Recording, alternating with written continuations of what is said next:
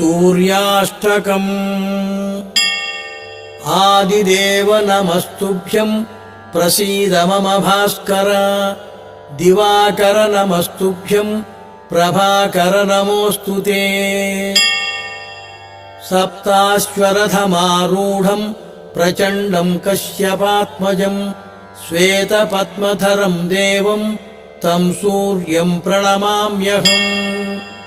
लोहितं रथमारूढं सर्वलोकपितामहं महापापहरं देवं तं सूर्यं प्रणमाम्यहम्। त्रैगुण्यं च महासूरं ब्रह्म विष्णुमहेश्वरं महापापहरं देवं तं सूर्यं प्रणमाम्यहम्। बृंहितं तेजसां पुंयं वायुमाकाशम्